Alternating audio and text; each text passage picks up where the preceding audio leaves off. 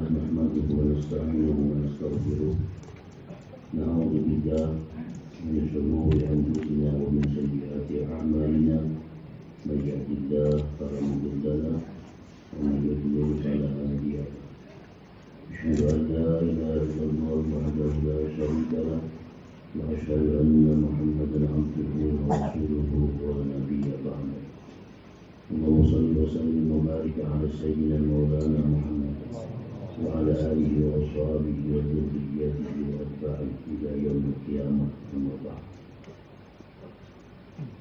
Kita hormati, kita cintai dan kita muliakan para habaib, para syaraib dzurriyyah Nabi sallallahu alaihi wasallam, para alim ulama, tokoh agama yang kita muliakan, kita hormati, para muhibbin, hadirin hadirat rahimahullah.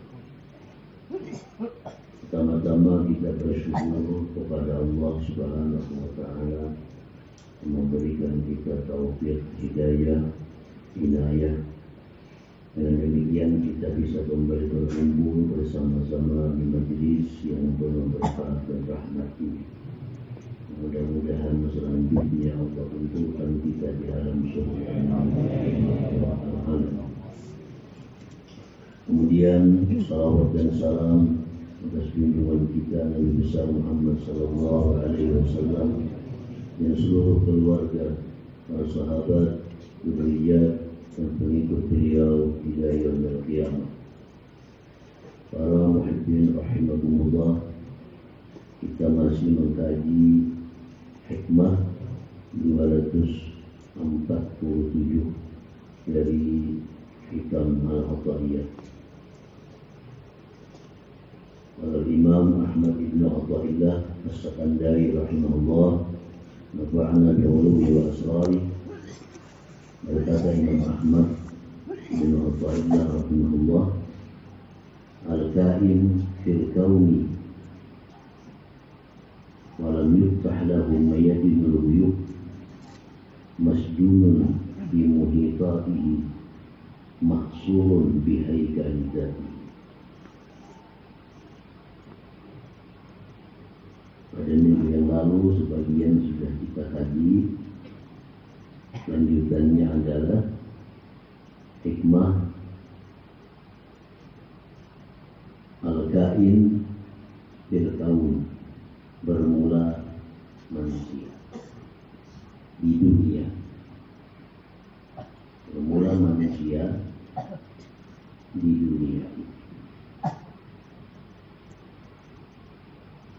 dan tidak dibukakan baginya medan-medan yang baik. Manusia yang hidup di dalam dunia ini, lalu dia tidak dibukakan perkara-perkara yang baik. Dia hanya tahu perkara-perkara yang bisa dilihat matanya. Hanya kalau dibukakan perkara-perkara baik, perkara-perkara yang tidak bisa dilihat, jangkau indera. Orang seperti itu terpenjara dengan perkara yang meliputinya dan tertawan, terkurung dia dalam bentuk jatuh. Itu makna daripada hikmah. Di antara maksud yang terkandung dalam hikmah ini adalah bahwasanya seseorang manusia yang hidup di dalam dunia ini tidak mengetahui perkara gaib, tidak dibukakan perkara gaib. Kita misalnya dapat nasi. Nasi ini ada di depan.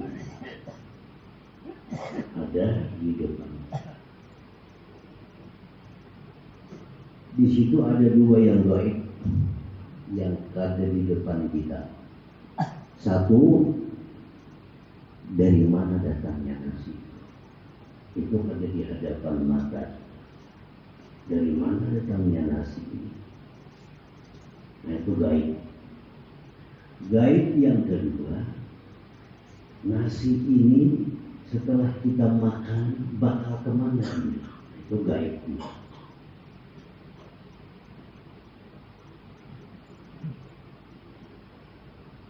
Tahukah kita hasilnya kita makan mie datang di Anjir, datang di Kapuas, datang di toko untuk kemana? Itu gaib. Kita cuma tahunya nasi ada di depan mata. Dan kita akan tahu nasi ini masuk ke tubuh kita, dia akan menjadi tenaga. Tenaga ini bakal digunakan untuk apa? Kita perut kenyang, sehat, kuat, sadar apa? Kuat nasihatnya. Itu gaib sudah kita ada tahu. Nah, para muhibbin rahimakumullah, apabila kita kadang mengetahui nasi ini datang di mana, tidak puaskah, Anjir kah, tahu. Dan kita ada tahu nasi ini dengan begitu masuk ke tubuh kita jadi kekuatan, digunakan untuk apa, akan tahu juga. Berarti kita di dalam penjara. Dalam penjara.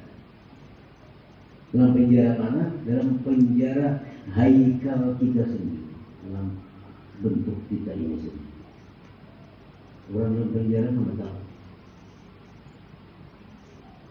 Di penjara.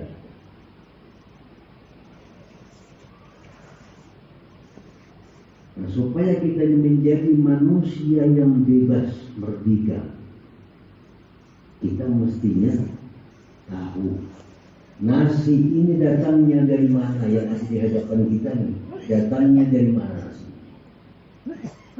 Mesti kita tahu, kita sadar bahwa nasi yang ada di depan kita ini adalah ni'matun minallah, nikmat dari Allah. Nikmat dari ingatnya kita waktu nasi di hadapan kita bahwa ini nikmat daripada Allah. Ini nikmat dari Allah datang ke sini. Saling jauhan datangnya dari Kapuas ke Jero sini. Datang lawan kita dengan sini. Nah, kita tahu nasi ini adalah minallah, datang dari Allah.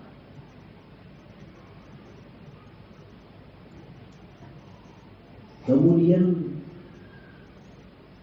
apabila nasi ini kita makan jadi tenaga, jadi kekuatan, kita hendaknya punya keinginan, punya maksud bahwa kekuatan yang dapat dari nasi ini akan kugunakan kembali kepada Allah Subhanahu wa Ta'ala. Nah, bila kita macam itu sikap kita dengan ini nikmat Allah, berarti kita ada berada dalam tahanan, kita ada berada dalam penjara. Semua nikmat Allah. Nasi hanya sebagai contoh. Dapat duit,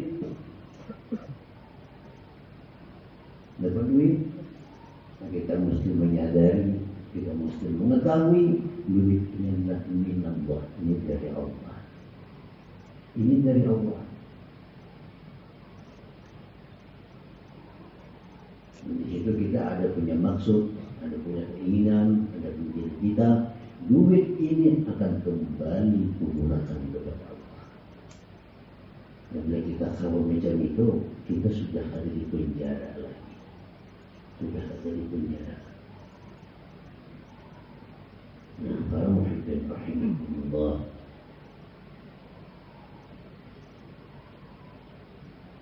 dapat nikmat kita lupa ini datangnya dari Allah. Lupa. Karena nama dinding ini luar biasa. yang mendindingi, yang membuat kita lupa kepada Allah itu luar biasa. Duit ini nah, tahu lah, bupati ini dari aku nih, bukan apa ini. Sehingga kan ingat lagi, kalau sebenarnya bukan dari bupati. Bupati itu menganjurkan kiriman daripada Allah. Bupati itu kita mengatakan aja, duitnya ampun Allah. Bila kita punya prinsip demikian menerima sebuah nikmat itu, maka nikmat ini berpotensi untuk membawa kita taat kepada Allah. Tapi bila kita lupa menghadapi nikmat bahwa ini dari Allah, lupa itu, hati-hati, ini akan membawa kita kepada maksiat dengan Allah Subhanahu wa Ta'ala. Duit-duit yang digunakan untuk maksiat, duit-duit yang digunakan untuk tidak manfaat, pasti berasal dari duit yang diterima lupa dari Allah Subhanahu wa Ta'ala. Bismillahirrahmanirrahim.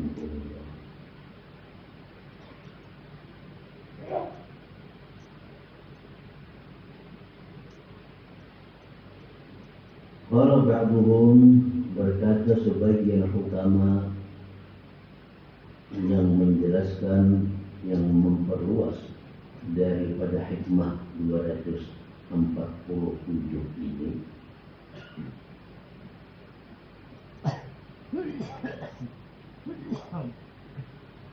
man lazima hadzal qaul, man lazima hadzal qaul, siapa yang melazimi akan ini kaum. Kaum ini contohnya duit, contohnya lagi nasi, contohnya lagi anak, contohnya lagi bini, contohnya lagi laki, itu kaum. Siapa yang melazimi ini kaum. Apa arti melazimi itu? Apa arti melazimi? Artinya kadang memisahi. Kadang memisahi. Baik kadang memisahi secara fisik atau hati.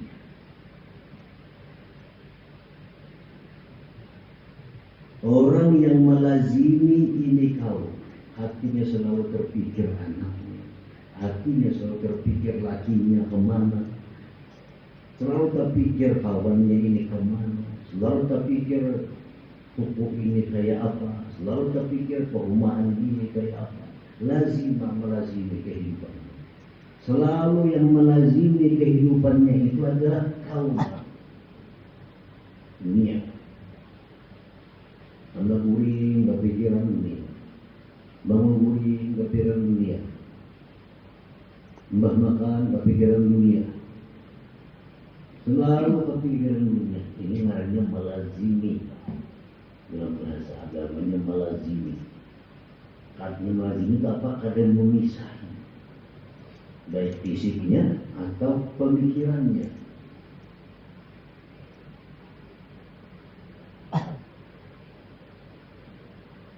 Kita kadang-kadang ada di antara perkara ini yang melazimi kita. Artinya apa? Yang selalu mengulah pemikiran kita.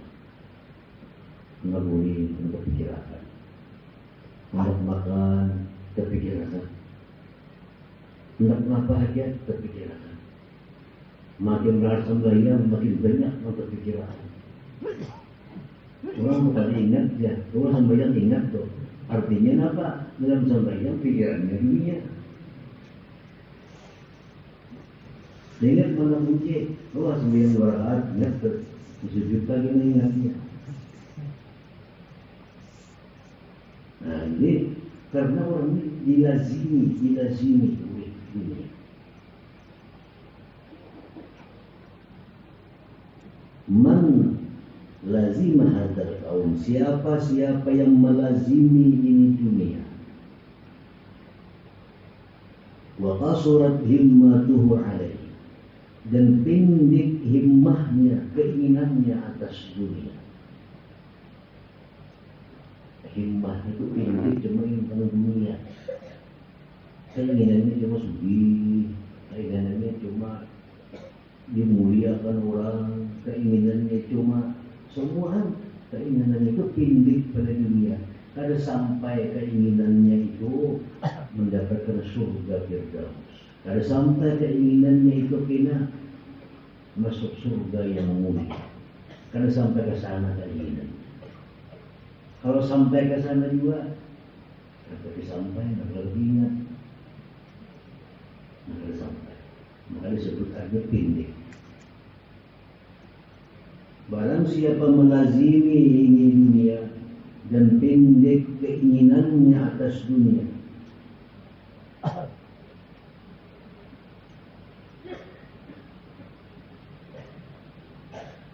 walam yakhrus qalbuhu, tidak tembus hatinya ila syuhudil mukawwin, kepada menyaksikan Allah. Sampai ke sana hatinya. Hati itu kada sampai kepada pemikiran Allah. Datang nasi, saya beri si anu, datang terima kasih, iya cukup. Pindik, ada sampai kepada Allah.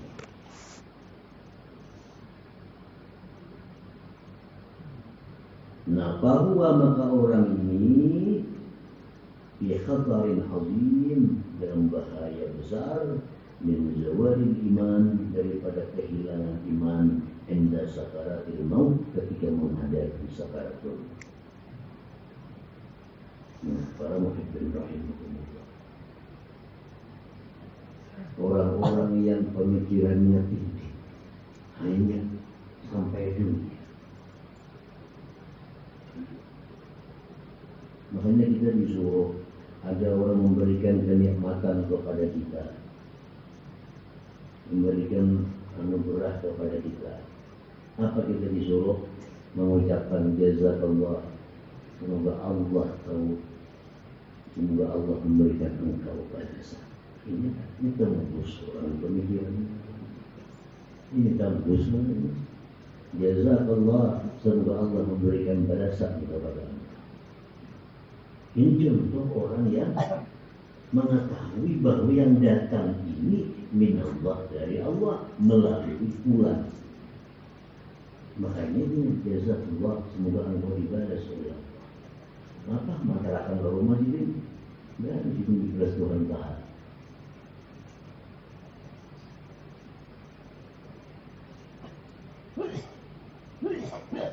Nah, jadi barang siapa yang melazimi dunia,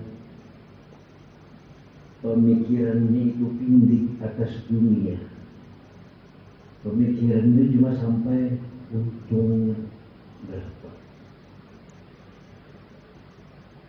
kemudian dikerjakannya ujungnya dapat kira-kira ujungnya 5.000 panggal, enggak 20 juta, berapa kira ujungnya ambil kalkulator, katik 50 juta, ini untung berapa 10.000, apa enggak bisa. Nah, ini contoh orang yang pemikirannya tinggi, hanya sampai di situ. Pernahkah kita berpikir dengan pikiran yang tembus tadi, bahwa kalau ini aku dapatkan keuntungan dari usaha ini, keuntungan ini akan kusyukuri di jalan Allah.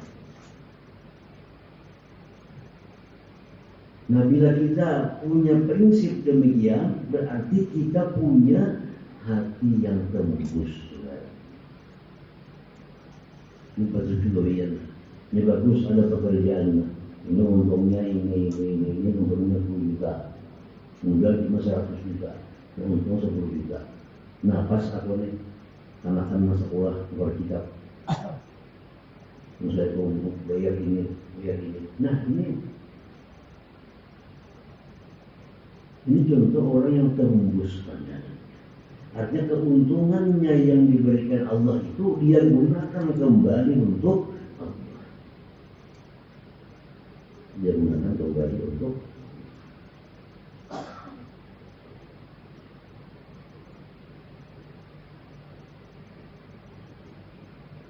apabila kita tidak demikian, kita lazimi dunia, siang malam kita urus dunia, siang kita urus dunia dengan tenaga pikiran kita, malam kita urus dunia dengan mimpi dan pikiran kita.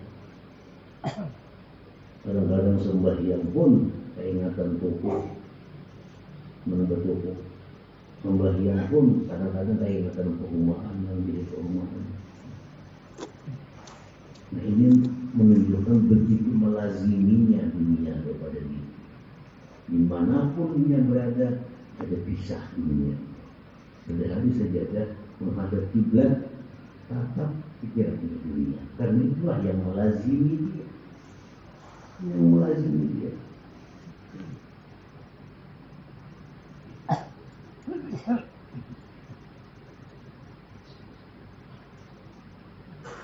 Ba'dul arifin tadi berkata, siapa yang melazimi ini dunia, pemikirannya itu hanya pindik atas dunia. Apapun dia kerjakan, jadi hasilkan. Berapa dalam biayanya, berapa dalam ongkosnya, berapa dalam upahnya, selalu dunia diperhitungkannya. Nah itu artinya. Walam yakhlus qalbuhu, tidak sampai hatinya ila syuhudil muqawwin, kepada menyaksikan Allah. Sampai ke situ. Bahwa maka adalah dia di khatarin azim, bahaya besar min zawalil iman, hilang iman inda sakaratil maut. Bila hilang iman itu pas mati kan hilang iman. Itu yang dikhawatirkan. Jadi kalau pemikiran kita ini diisi oleh dunia, sehingga apapun yang kita kerjakan pasti dunia, dimanapun kita berada pasti dunia, ini melazimi. Kalau macam ini cara, ini orang bakal kehilangan iman ketika sabar. Kalau kita membedakan dapur di masjid, maka pikirannya itu pikiran masjid.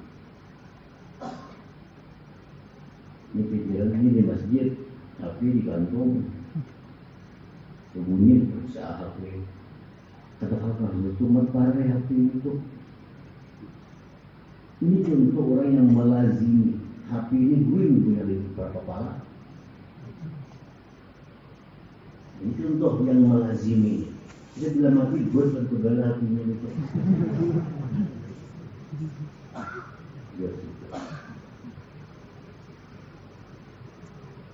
Kalau tahu di rumah guru, HP di tangan. Itu bahan itu. Artinya bahan atau ilmunya ada berkah. Kalau kita di rumah guru bicara ilmu, jangan mengikuti HP. Di masjid jangan mengikuti HP. Kita mengikuti HP Quran. Artinya hubungan-hubungan luar melalui HP itu kita putus. Kita berada di rumah Allah yang hendak berhubungan lagi dengan hamba Allah. Jadi kalau seorang masjid, jangan hanya badan kita di masjid, tapi urusan ini tetap jalan. Kita berada di rumah guru, musuhnya ilmu, tapi tetap jalan. Ketulahan dan terasa. Ada berkah artinya. Ini sahabat membuat ada berkah. Kalau kita lakukan itu. Jadi di hadapan siapa kita bicara, patutkah kita HP? Bila patut, buka HP berguling gitu. Bila ada patut, baru HP. Kita bicara ilmu. Nah, supaya HP ini jangan melazimi. Kalau HP ini melazimi kehidupan kita, dikhawatirkan kita dicabut iman ketika sakaratul maut. Daripada takutnya hilang kesempatan dunia melalui HP, sembahyang dalam melalui HP. Begitu berdetak, siapa kali HP ini? Nanti makanya gua sembahyang HP. Itu orangnya melazimi. Nah orang yang melazimi seperti dunia kepada dirinya, ini yang kira mati dari jauh iman.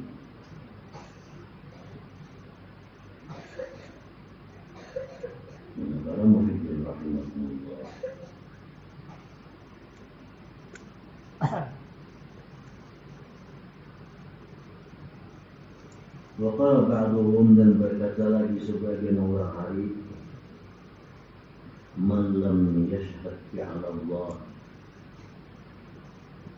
hina ra'al kaun, barang siapa yang tidak menyaksikan hatinya perbuatan Allah ketika dia melihat makhluk ini, lam yakhruj, tidaklah dia keluar min haizil muba'adin, dari keadaan orang yang dijauhkan, walam ya'ud, dan tidak masuk dia min ashabil yamin, golongan ashabil yamin.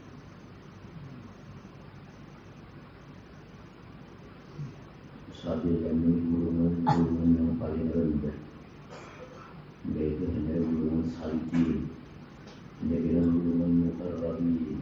Nah, ini ashabul yamin hanya ada. Siapa tadi? Orang yang tidak bisa menyaksikan perbuatan Allah ketika dia melihat dunia ini. Dia melihat dunia ini, hati itu ada bisa hatinya itu menyebut itu adalah merupakan perbuatan. Hatinya ada bisa.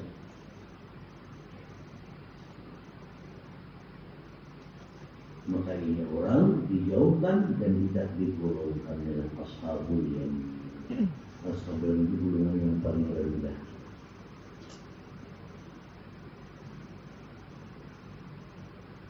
Dan dari inilah timbul penyakit-penyakit dendam, timbul penyakit-penyakit iri, timbul penyakit segala macam penyakit hati. Akibat apa? Akibat dia ada bisa melihat bahwa segala yang terjadi ini adalah perbuatan Allah Subhanahu wa Ta'ala.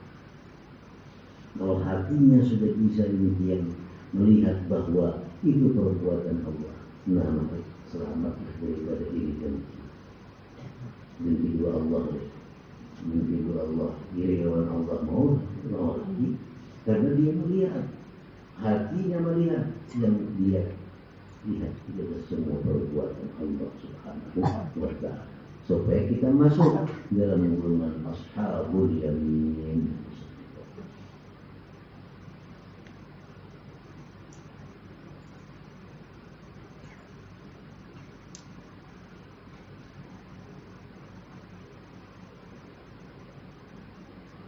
Wa man syahida anna al-qaum annahum madharu sifatih, siapa yang melihat ini dunia, bentuknya alam semesta, dia melihat itu sebagai wujud nyata daripada sifat Allah. Allah itu punya sifat kuasa, ini buktinya. Allah punya sifat berkehendak, ini buktinya. Allah punya sifat hidup, nih hubungannya orang. Semua yang dia lihat dalam mazhar merupakan nampaknya. Nah, kalau sudah kita bisa macam itu, itulah kita ma'dudun minas salikin, kita digolongkan grupnya salikin.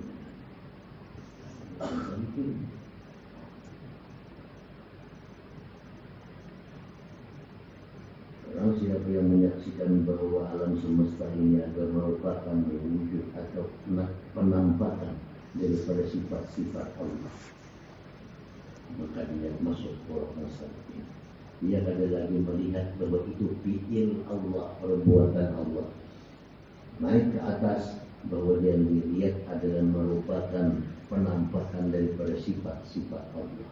Nah, itu sudah masuk ke dalam salikin.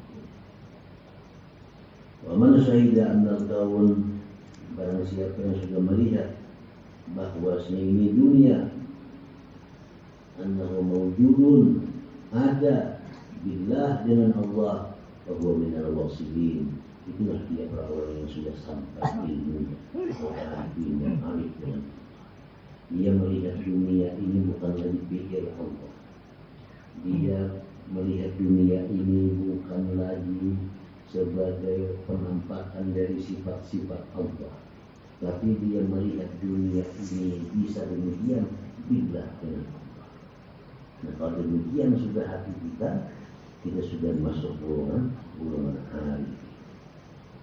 Para muhibbin rahimahumullah. Jadi di antara golongan-golongan yang macam-macam tadi, minimal paling kada kita masuk ashabul yamin, masuk di ashabul yamin. Apa ashabul yamin tadi? Bila melihat apapun yang dia lihat daripada kejadian-kejadian dunia ini, yang dia ingat adalah itulah perbuatan Allah. Maka dalam hatinya tadi dia menyimpan marah, dalam hatinya tadi dia menyimpan dendam, dalam hatinya tadi dia menyimpan dengki, iri, karena semua dia ingat itulah perbuatan Allah Subhanahu wa Ta'ala. Nah ini grup yang paling rendah, golongan yang paling rendah yang mesti kita minimal ada di situ. Kalau kita ada masuk yang kedua yang ini pun di masa-masa seperti ini, kalau sudah kita bisa demikian, itu sudah anugerah Allah yang sangat besar. Jauh-jauh di rumah aja, kelakuan anak, kelakuan cucu, kelakuan macam. Ada yang membuat kita ketawa, ada yang membuat kita muar, ada yang membuat kita sakit. Tapi kita dalam hati kita ini itulah semua perbuatan Allah Subhanahu wa Ta'ala. Jadi dari rumah kita itu kita belajar ilmu tauhid. Di rumah kita belajar. Kelakuan ini ya kadang-kadang membuat nyaman, kadang-kadang membuat kita kada nyaman. Itulah fi'il Allah Subhanahu wa Ta'ala. Yang membuat nyaman, ingat itulah kebaikan Allah, itulah anugerah Allah. Makanya bini saya mohon aku, bila bini mau dinarik bisa aku banyak bini itu saya harus doa aku Allah lewat bini menyarikan. Jadi bila itu cari yang tadi nyamannya dari kita, pasti ada. Jadi apapun yang kita terima, semua kita kembalikan kepada Allah, perbuatan Allah. Bila ini kawan dengan kehidupan kita, dalam rumah tangga kita, dan kita sudah masuk dalam golongan ashabul yamin. Selamat. Bila ada apapun, dia diusahakan. Bila hendak berusaha, ada tujuan hendak berusaha, berarti ini orang berkehendak di Allah sampai ke situ. Mendengar ashabul yamin ini, orang yang melihat apapun hatinya ingat itulah perbuatan Allah. Melihat tingkah laku macam ini, hatinya ingat itulah fi'il Allah. Hendaknya kita itu kayak apa caranya? Berarti ini orang baik. Ini orang bakal diberi Allah hidayah. Jadi mulai dibuka hatinya, mulai mencari hendak kayak itu. Berarti orang sudah menerima sinyal. Menerima sinyal. Bila menerima sinyal, bukan bergambar dengan Allah. Sudah sinyalnya kadang mati apinya lagi. Bila mendengar tentang ingat fi'il Allah, ingat ini fi'il Allah. Mendengar cerita itu, hati kada menyambut. Berarti kan itu sinyal lagi ya. Kada nyambut, kada kapingin anak kayak itu. Kada kapingin. Kada murah rejati kapingin mana mamaran tu. Urus anak ini kada buka mamaran apa? Kada sinyal. Mencari sinyal dulu. Kada lapang ke mana? Kada ada sinyal di situ. Nah begitu kita kepingin, kita hendak jadi orang yang selalu ingat bahwa semua itu adalah fi'il Allah. Nah berarti kita sudah ada sinyal itu. Itulah hidayah. Itu milik Allah Subhanahu wa Ta'ala. Allah yahdi man yasha. Allah berhidayah itu kepada orang-orang yang dia kehendaki. Namun kemudian kita semua menjadi kehendaki Allah, menjadi dapat hidayah Islam menjadi Rabbal Alamin. Assalamualaikum warahmatullah. Malam Rabu yang akan datang kita masuk dalam ayat tasyrik, ayat tasyrik pengajian kita